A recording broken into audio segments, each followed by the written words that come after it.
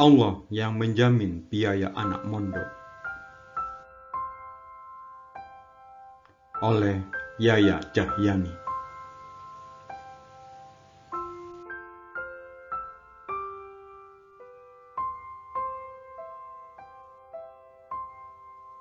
Sebuah kisah inspirasi motivasi dari seorang bunda wali santri dari Kalimantan. Saya seorang ibu, single parent dari Kalimantan.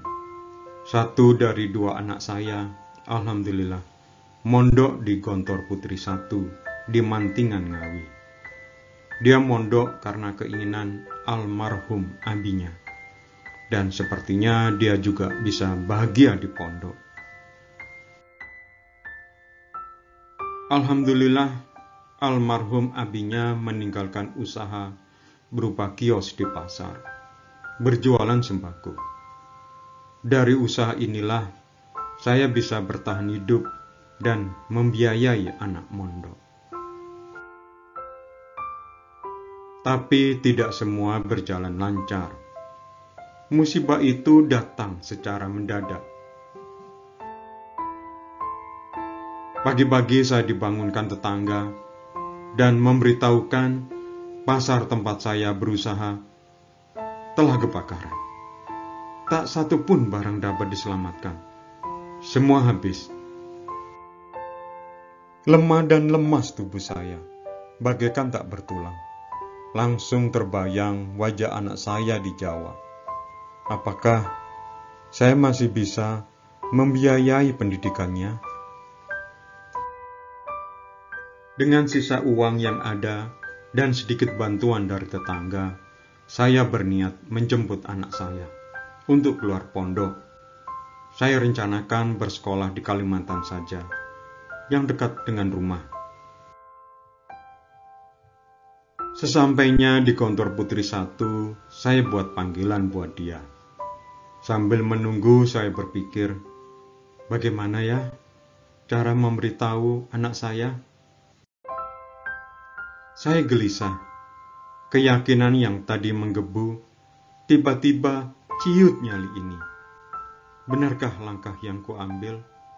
Atau ada jalan lain?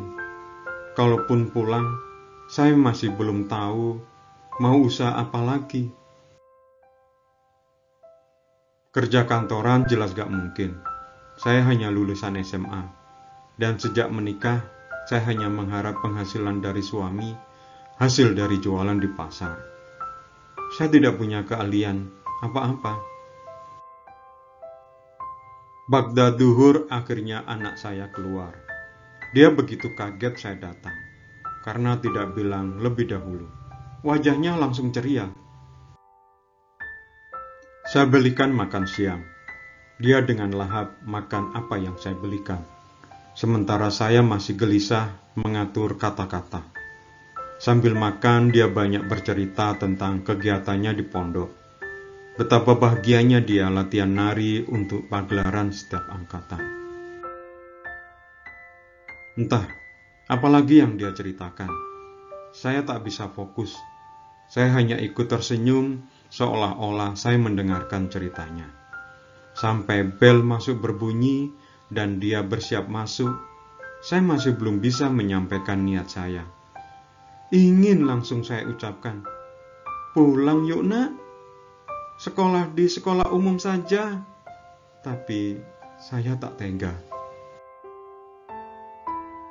Setelah dia masuk ke pondok, saya duduk di depan bapenta, memandang jalan dengan pandangan kosong. Tiba-tiba mata saya tertuju pada ibu-ibu yang jual kerupuk. Dia naik motor, di belakangnya 2 keranjang penuh kerupuk. Tak lama ada ibu-ibu juga yang bawa keranjang isi sayur dan buah-buahan. Ada lagi ibu-ibu yang keranjangnya berisi baju-baju dalam plastik, seperti dari laundry. Ya Allah, apakah ini kebetulan atau engkau sedang memberitahuku petunjuk? Di Jawa ini banyak ibu-ibu yang berusaha menjual apapun dengan modal sepeda motor. Sedangkan di Kalimantan itu adalah hal yang tidak biasa. Entah kenapa, mendadak saya seperti punya semangat baru.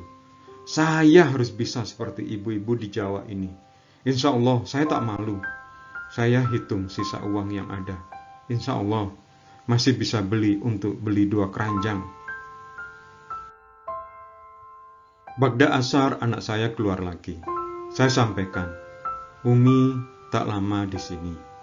Umi hanya mengabarkan kalau kios kita terbakar. Tapi Umi mau usaha lagi.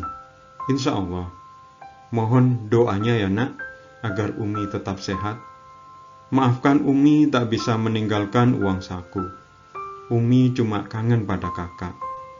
Besok Umi kembali ke Kalimantan. Bengong anak saya. Mungkin bingung juga. Kenapa datang kalau hanya sebentar? Tapi alhamdulillah setelah saya jelaskan semuanya, dia mengerti dan menerima.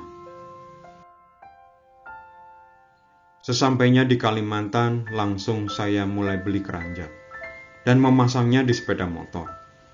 Awalnya saya jualan kerupuk, keluar masuk kampung. Alhamdulillah, seperti pintu rezeki dibuka. Setengah hari sudah habis. Saya belanja lagi sayur dan beberapa bumbu dapur. Saya keliling lagi. Dan habis lagi.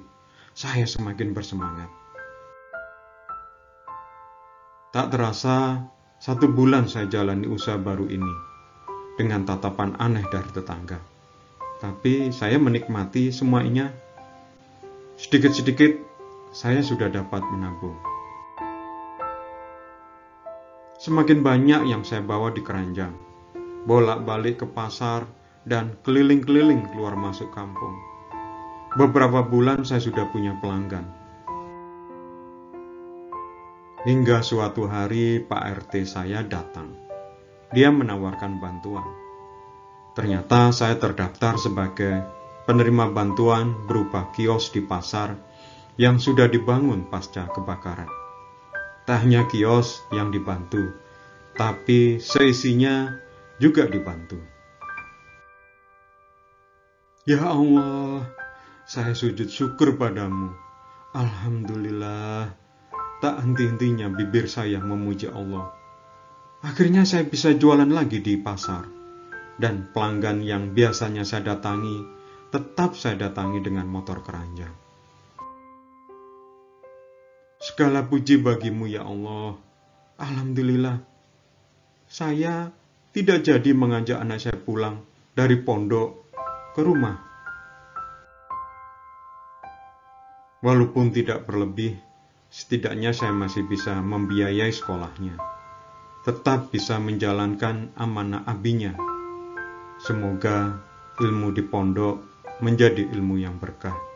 Ilmu yang bisa mengangkat derajatnya dan membahagiakan dunia dan akhirat. Amin. Amin ya Rabbal Alamin.